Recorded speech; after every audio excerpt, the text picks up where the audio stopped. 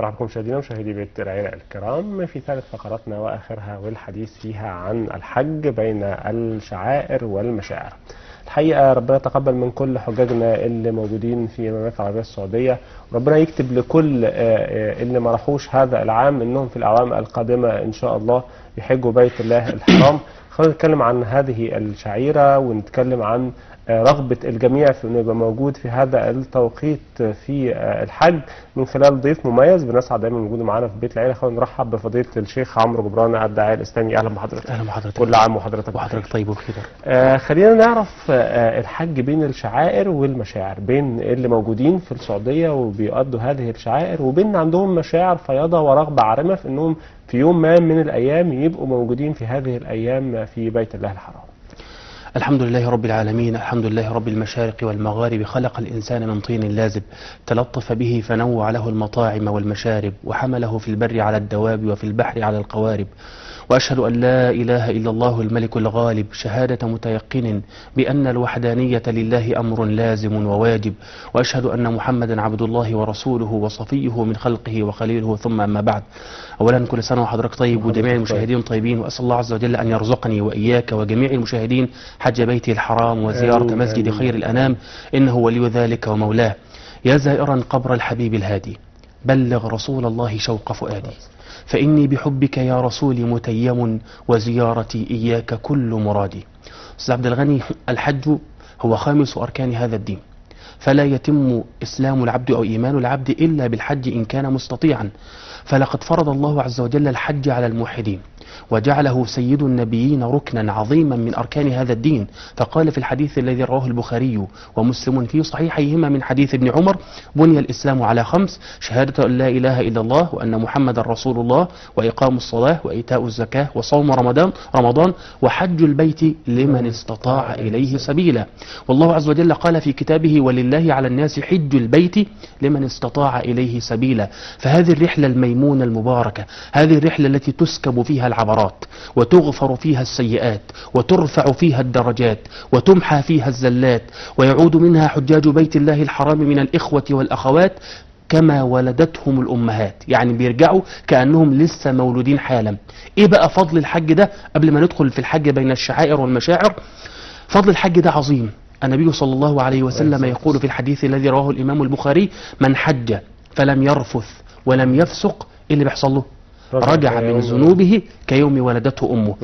طيب، والنبي صلى الله عليه وسلم يقول إيه؟ العمرة إلى العمرة، والحديث عند الإمام مسلم وغيره: العمرة إلى العمرة كفارة لما بينهما. يعني أنا رحت عمرة وبعدها بسنة طلعت عمرة تانية، ربنا بيكفر الذنوب اللي بين العمرتين دول. وإيه كمان؟ والحج المبرور ليس له جزاء إلا الجنة. يبقى العمرة إلى العمرة والحج كفارة لما بينهما، والحج المبرور ليس له جزاء إلا الجنة. والنبي صلى الله عليه وسلم يقول كما عند الإمام الترمذي وغيره بسند صحيح، اسمع بقى الحديث ده: تابعوا بين الحج والعمرة. يعني حاولوا لو أنتم مستطيعين وعندكم الاستطاعة المادية والمعنوية أنكم تروحوا، تابعوا، روحوا حج وروحوا عمرة. ليه يا رسول الله؟ تابعوا بين الحج والعمرة فإنهما ينفيان الفقر والذنوب. يعني اللي يقول أنا بروح أحج كل سنة أو كل سنتين 3، ما تفتكرش انك لما بتدفع 30 40 50 ألف جنيه انك هتفتقر. لا والله ما هتفتقر، بالعكس ده ربنا سبحانه وتعالى هيغنيك من فضله، لأن النبي هو اللي قال كده: فإنهما ينفيان الفقر والذنوب. الحج بيغسل لك ذنوبك، وكمان ربنا بيبارك لك في مالك وبينمي هذا المال. فإنهما ينفيان الفقر والذنوب كما ينفي الكير خبث الحديد والذهب والفضة. حضرتك لما تروح لواحد سايغ هتبيع له مثلا ذهب، الذهب ده بقى مع المدام بقى له فترة، فممكن يكون عليه تراب عليه طينة كذا، فيقول لك ايه؟ انا هسخن على الذهب ده. ليه؟ علشان اطلع الشوائب اللي فيه علشان يبقى ذهب صافي. فكذلك الحج ينفي عنك الفقر وينفي عنك الذنوب كما ينفي الكير اللي هي النار خبث الحديد والذهب والفضة. هذه بعض معاني الحج التي أخبر عنها النبي صلى الله عليه وسلم، وهذه بعض الجزاءات التي أخبر عنها النبي صلى الله عليه وسلم لمن ذهب لزيارة بيت الله الحرام. السن اللي بيبدأ عنه وجوب بقى الحج كام سنة فضيلة الشيخ؟ أولا وجوب الحج على المستطيع. عشان بس نقول ان الحج ده اصبح واجب على المستطيع. طيب السن امتى؟ عند البلوغ بالنسبه للرجل او المراه. انما واحد مثلا طفل راح عنده 10 سنين، عنده 12 سنه، عنده 8 سنين، او طفل او غيره، راحوا اعتمروا او راحوا حجوا، هياخدوا اجر ولا مش هياخدوا اجر؟ هياخدوا اجر، لكن لا تسقط عنهم حجه الفريضه. يبقى هياخد الاجر كامل وهياخد الأجر العظيم من الله عز وجل، لكن طالما أنه لم يصل إلى مرحلة البلوغ لا يسقط عنهم حجة الفريضة. وإن يعني وصلوا لمرحلة البلوغ وكانوا في سن صغيرة، فقام الأب أو الأم ب يعني سفر هؤلاء الأطفال معهم، هل هذه الفكرة ولم يصبحوا أطفال بل كبروا يعني، هل في هذه الحالة هذا الحج مكتوب لهم ولا يجب أن يكون من مالهم الخاص؟ مكتوب لهم وسيأخذون الأجر. طالما اللي حضرتك قصدك قبل ما يبلغوا ولا بعد ما لا بلغوا؟ بعد ما بلغوا، لكن والدهم مسافر يعني عندهم 16 سنة 17 سنة لسه لم يعملوا يعني أو طلبوا. أنا مثلا والدي وسع الله عز وجل علي وقال لي إيه، أنا مسافر إن أنا أحج السنة دي، إيه رأيك تطلع معايا على حسابي الخاص؟ جائز ان شاء الله، واخد الاجر كامل ويسقط عني حجه الفريضه. لا شيء ان شاء الله. صلى الله عز وجل ان يتقبل من الاب ومن الابن، زي الابن لما الابن مثلا يكون معاه فلوس ووالده على قده، فالابن يقول له ايه، انا هطلعك يا بابا السنه دي تحج على حسابي، او هطلعك يا امي السنه دي تحجي على حسابي. الام هتاخد الاجر او الاب هياخد الاجر ولا لا؟ هياخد الاجر. فكذلك الابن لو سافر على نفقه ابيه او على نفقه امه سياخذ الاجر كاملا ان شاء الله. الحديث عن انه البعض بيسافر اكثر من مره للحج، وقد يكون هذا نوع من الضغوط إذا كانت الاستطاعة أو التيسير ليس بشكل كبير، فهل علينا أنه كل ما نستطيع نسافر ولا هي حجة واحدة في الحياة؟ خطب النبي صلى الله عليه وسلم في الناس ذات يوم فقال: يا أيها الناس إن الله كتب عليكم الحج فحجوا، وفي لفظ إن الله فرض عليكم الحج فحجوا. النبي بيخطب للناس ويقول لهم إن ربنا سبحانه وتعالى فرض عليكم الحج، فإن الله كتب عليكم الحج فحجوا. فقام رجل في غير رواية الإمام البخاري إن هو كان سيدنا الأقرع بن حابس، فقال: يا رسول الله أفي كل عام، يعني أحج كل عام؟ فالنبي سكت. فقام تاني: أفي كل عام يا رسول الله؟ فالنبي سكت. في المرة الثالثة: أفي كل عام يا رسول الله؟ يعني عمال يكرر السؤال، أروح بقى كل أكتر من مرة واثنين وثلاثة وعشرة، حتى لو أنا مش مستطيع، ممكن أستلف، ممكن أدين، ممكن أبيع كذا، أفي كل عام يا رسول الله؟ فالنبي يرد عليه يقول له إيه؟ لو قلت نعم لوجبت ولما استطعتم، ولكن ذروني ما تركتكم عليه، فإنما أهلك من كان قبلكم كثرة سؤالهم واختلافهم على أنبيائهم، فإذا أمرتكم بشيء فأتوا منه ما استطعتم، وإذا نهيتكم عن شيء فاجتنبوه. الشاهد في الحديث إن النبي صلى الله عليه وسلم قال إن الحج فرض مرة على المستطيع. حضرتك عندك مال وعندك استطاعة تقدر تروح مرة واثنين وثلاثة، مفيش مشكلة. ما قدرتش وطلعت مرة واحدة سقطت عنك الفريضة. وحضرتك ممكن كمان ما تروحش. يعني سئل أحد مشايخنا الكبار ذات مرة في واحد عنده استطاعة الحج بس خلاص راح مرة واثنين ومفيش مشكلة، لكن في قدامه مثلا شباب مش قادر يتجوز، بنات مساكين يتامى مش قادرين يتجوزوا، فهل يجهزهم ولا يطلع يحج الاول؟ او شاب مش قادر يتجوز فيعف الشاب ده ويجوزه من ماله الخاص بالفلوس اللي كان هيطلع بقى الحج، ولا يطلع يحج؟ قال له لا، يجوز هذا الشاب وهياخد الاجر كبير من ربنا سبحانه وتعالى، طالما ان في نيته ان يعف هذا الشاب مثلا او هذه الفتاه، وان يدلها على طريق الخير وعلى طريق الصلاح وعلى طريق الله عز وجل، هيأخذ الأجر مضاعف إن شاء الله.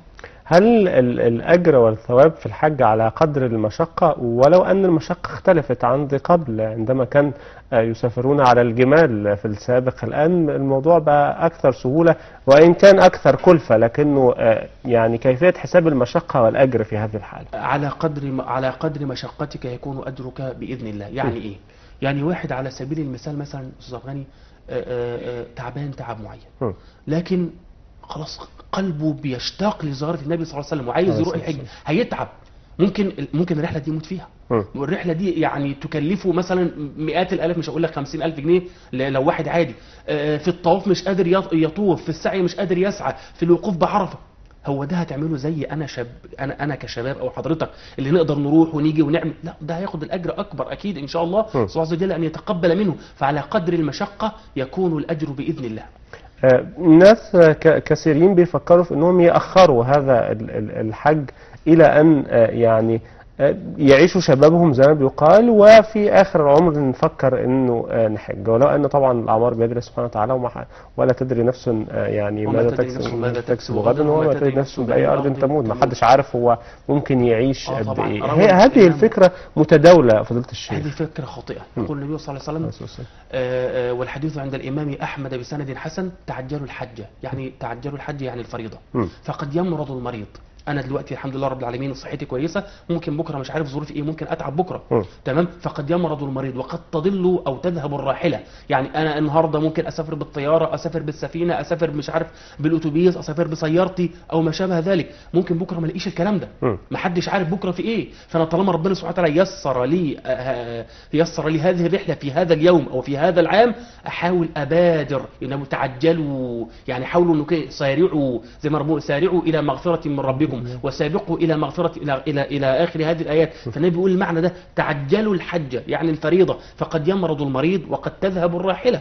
يبقى المفترض اول ما الاستطاعه البدنيه والماليه تبقى متوفره معايا، اطلع على طول احج. اسال الله عز وجل ان يتقبل منا وان يرزقني واياك هذا بزياره بيت النبي صلى الله عليه وسلم. بعض الأحيان ناس بتستدين حتى تسافر، والبعض الآخر يسافروا بالقسط، والبعض الآخر يفكر في أي وسيلة من خلالها يقدر يسافر. هل هذه الأفكار صحيحة، ولا يجب أنه يكون المال متوفر وحاضر حتى أفكر في الذهاب للحج؟ لو واحد بيحب واحدة وعايز يتجوزها، وجم حددوا له ميعاد مثلا ان هو هيتجوزها بعد شهر، وراح جاي والده طالب منها طالب منه حاجات معينه، قال له انا عايزك تجيب لي شقه مش عارف ايه وفرش ايه، هيعمل ايه؟ هيعمل ايه؟ مش ممكن يروح يستلف ويروح يتدين؟ فما بالك اذا كان الله عز وجل هو الذي يناديك، هو الذي طلب منك ان تذهب لزياره بيته الحرام، وانت عارف انك انت جاي لك فلوس مثلا بعد الحج هتقدر تسد الدين ده، طالما انت عارف انك هتقدر تسد الدين ده، مفيش مشكله بالنسبه لك، يجوز لك انك تستدين، بس مش المبلغ كله، مش ال 30 40 الف جنيه اروح استلفهم، لا.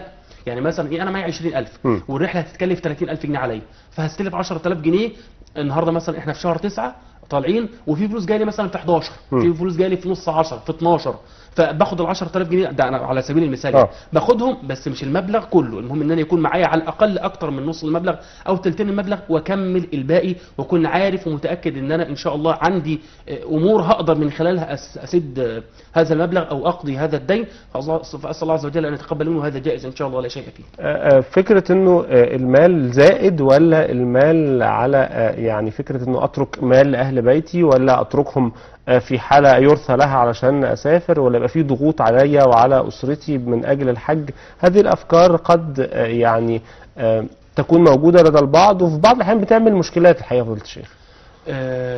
إذا أنا مت وإذا دخلت قبري فإنني سأسأل عن المال كله، سأترك المال كله لأسأل عن المال كله. يعني إيه؟ يعني الواحد لما يموت بيتسأل عن كل جنيه كسبه في حياته وكل جنيه أنفقه. طيب أنا سبت لهم 100,000 جنيه وما حجتش حجة الفريضة، أصلا أنا كنت بأمن مستقبل مين؟ ده والله هتسئل في قبري، هتسئل، لأن طالما أنا في الحالة دي أنا مستطيع، أنا يكفيني إن أنا يعني إيه أسيب لهم اللي يعيشهم، إنما أنا سايب لهم اللي يعيشهم وزيادة، ويعيشهم سنة واثنين وثلاثة وعشرة كمان، ومع ذلك أصلا أنا مش قادر، أصلا الولاد مش عارف أنا بربي الولاد، أصلا هجوز البت، أصلا هجوز الولد، أصلا أنا مش عارف إيه إلى غير ذلك. لا، يبقى أنا أؤدي فريضة الله عز وجل وأدي ما علي من واجب لله عز وجل، ثم بعد ذلك أسوب إن شاء الله، ما أسيبش لهم حاجة، ما فيش مشكلة. أهم حاجة إن أنا أربيهم على مراد الله وعلى سنة رسول الله، ودي لوحدها كفاية. هذا الذي آخذ عليه الأجر، وأسأل الله عز وجل أن يكون هذا في ميزان حسنات الأب أو الأم. تحدثنا عن فكرة الشعائر والمشاعر. من لم يذهب لزيارة بيت الله الحرام بالفعل. حضرتك نفسك تزور بيت الله الحرام؟ طبعا. وأنا نفسي أزور. النية بتاعتك صادقة ولا لا؟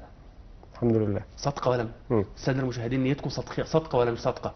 تخيل إن أنا لو نيتي أو حضرتك نيتنا صادقة خالصة لله عز وجل، ان احنا نفسنا نزور بيت الله الحرام، وخدنا كل الوسائل، ما قدرناش مثلا ماديا او كن فعلا معانا التكلفه الماديه، لكن رحنا عشان نخلص التذاكر او التاشيره او الجوازات او ما شابه ذلك. يعني في مثلا الايام دي في توسعه في الحرم، فالعدد اقل من كل بلد، فبدل مثلا مصر بدل ما يطلع منها مثلا على سبيل 50,000 لا اخذوا 20,000، فانا ما طلعتش، التذاكر بتاعتي حصلت فيها مشكله، فانا زعلان ونيتي صادقه لله ان انا عايز ازور بيت الله الحرام، تعرف ان انا في الحاله دي لو نيتي صادقه اخد الاجر كامل زي الحج، زي اللي راح حج. معاك دليل؟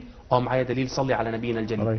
روى الامام البخاري في صحيحه ان النبي صلى الله عليه وسلم قال حينما عاد من غزوة تبوك، النبي كان في غزوة تبوك ودي غزوة العسرة، يعني كان الحالة ضنك مع المسلمين، كانت الحالة صعبة جدا في هذه الغزوة. فالنبي هو راجع من غزوة تبوك بيقول لأصحابه إيه؟ يقول إن في المدينة أقواما، في ناس في المدينة ما سرتم مسيرا، يعني ما مشيتوش في طريق ولا قطعتم واديا إلا وكانوا معكم، هم قاعدين في المدينة وانتوا بتحاربوا في غزوة تبوك ومع ذلك هم معاكم. حبسهم في رواية المرض، وفي رواية حبسهم العذر، واحد اللي كان مريض أو واحد كان عنده عذر، أو الرواية الثالثة بتقول إلا وشاركوكم الأجر. يعني أنا قاعد دلوقتي ونيتي صادقة خالصة لله عز وجل، لما أتفرج على التلفزيون أشوف الناس بتطوف أو بتسعى أو بترمي الجمرات أو واقفة على جبل عرفات، عيني بتدمع لأني نفسي وأشتاق لزيارة بيت الله الحرام، سآخذ الأجر كاملا من الله عز وجل زي الصحابة اللي قعدوا دول، وربنا قال عنهم ولا على الذين إذا ما أتوك لتحملهم قلت لا أجد ما أحملكم عليه تولوا وأعينهم تفيض من الدمع حزنا ألا يجدوا ما ينفقون. في حديث عند الإمام الترمذي أن النبي صلى الله عليه وسلم من حديث أبي كبشة الأنصاري أن الحبيب النبي قال إنما الدنيا لأربعة نفر، 4 أنواع من البشر هم دول الدنيا. رجل آتاه الله مالا وعلما، واحد ربنا اداه مال واداه علم، فهو ينفق في هذا المال يصل به رحمه ويتقي فيه ربه ويعلم لله فيه حقه، بينفقه على فقراء، على مساكين، بيطلع يعتمر، بيطلع يحج، بيفتح، بيبني بيوت الله عز وجل، بيعمل كل أنواع الخير. الراجل ده هذا من أفضل المنازل عند الله تعالى، اللي عنده مال وعنده إيه؟ علم.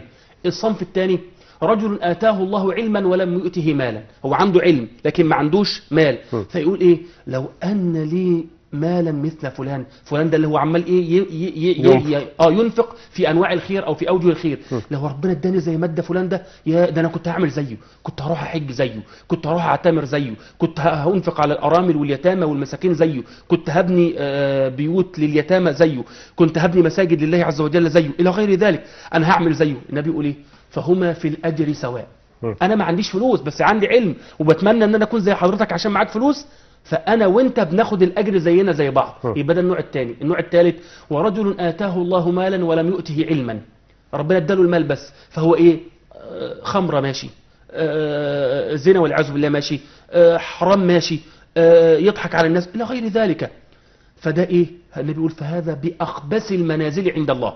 الراجل ده يعني ده أخبث الناس عند الله عز وجل، لا يتقي ربه ولا يصل رحمه ولا يعلم لله حقه في ماله، ما بيأديش زكاة ماله، فده أخبث المنازل. النوع الرابع رجل لم يؤتيه الله مالا ولم يؤتيه علما، لا عنده مال ولا عنده علم، وبعدين يقول لك إيه؟ لو أنا عندي مال زي فلان، فلان ده اللي هو إيه؟